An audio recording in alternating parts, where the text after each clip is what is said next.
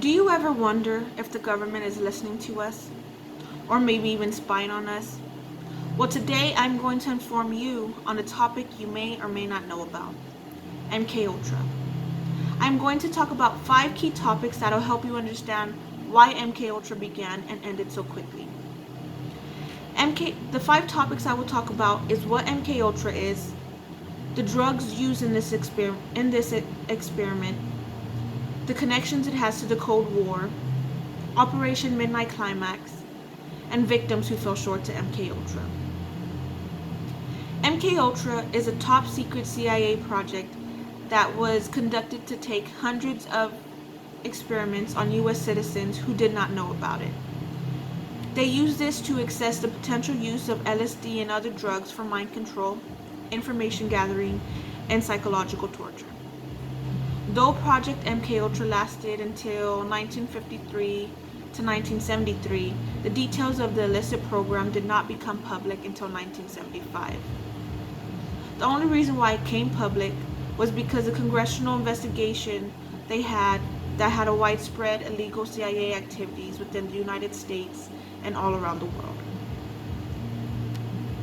In the 1950s and the 1960s, during the Cold War, the United States government feared that the Soviet, Chinese, and North Korean agents were using mind control to brainwash US prisoners who were at war in Korea. In response, Allen Dulles, the director of the CIA, approved Project MK Ultra. He thought that the operation would be good use for the techniques against the Soviet bloc enemies to control human behaviors with drug and other psychological manipulators. The program involved more than 150 human experiments involving psychedelic drugs, paralytics, and electroshock therapy. Ewen Cameron attempted to erase memories by repeated electroshock therapy, forcing months of drugs-induced sleeps, and repeatedly administering LSD to his patients in Montreal. Some of the tests knew they were participating in the study, while others had no clue. They didn't even know that the hallucinogens were kicking in and starting to take effect. Many of the tests were conducted at universities, hospitals, or prisons in the United States and in Canada. Most of it took place between 1953 to 1964, but it is not clear how many people were involved in these tests. The agency did not keep good records, where they also destroyed most of the MK Ultra documents due to the program being at halt in 1973. Many of these patients came to the clinic for moderate depression and instead were subject to horrific exploitation. The CIA began to experiment with LSD under the direction of agency chemist and poison expert Sidney Gottlieb. The drug commonly known as LSD was known as a serotonin agonist that creates distorted visual perceptions. He believed the agency could harness the drug mind-altering properties of brainwashing or psychedelic torture. Under the auspices of Project MK Ultra, the CIA began to fund studies at Columbia University, Stanford University, and other colleges that had the effects of the drug. After a series of tests, the drug was deemed to be unpredictable for counterintelligence. MK Ultra also used ecstasy, mescaline, heroin, barbiturates, methamphetamines, and magic mushrooms. Operation Midnight Climax was an MK Ultra project in which the government employed prostitutes to lure unsuspecting men to safe houses that were made by the CIA where drug experiments took place.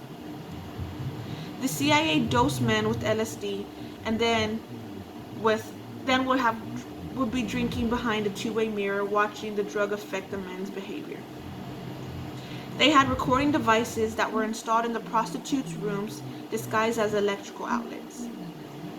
Most of the Operation Midnight Climax took place in San Francisco, California, and in New York City. The program had little insight over the CIA agents who were involved in the freewheeling, party-like atmosphere. Kezi, who was an MKUltra victim, was first exposed to LSD and other psychedelic drugs as a part of the MKUltra project, while still a graduate student at Stanford University. He came to be involved with the study almost by accident, as his neighbor signed up for the project but had to back out last minute. Kezi was an outstanding athlete, straight-laced individual, and he had never done any sort of drug or even drank alcohol. Kezi didn't believe that the project was for the CIA, not until decades later, where he discovered that the program's true intent. By his words, the testing wasn't being done trying to cure insane people, which we all thought it was. It was being done to try to make people insane, to weaken people, and to be able to put them under the counter of interrogators. Of course, the result of the LSD did not weaken Kezi, but he thought he took it as an enlightenment and a cultural icon.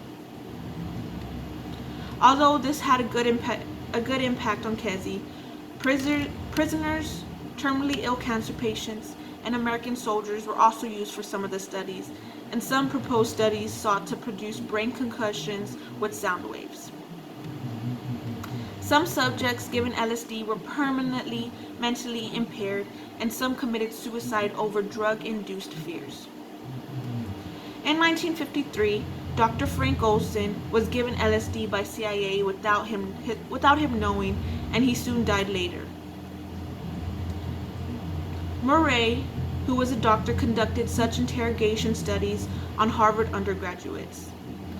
Theodore, who later became known as the Unabomber, was one of the 22 participants in Murray's studies, subjected to several years of interrogations designed to psychologically break the young man. I have talked about MKUltra and how it had connections to the Cold War, the drugs they used for the project, how Operation Midnight Climax came into effect, and the victims who fell short of MKUltra. I hope it gave you a perception on a perspective of the government and how it could be corrupt, and how they use U.S. citizens as experiments.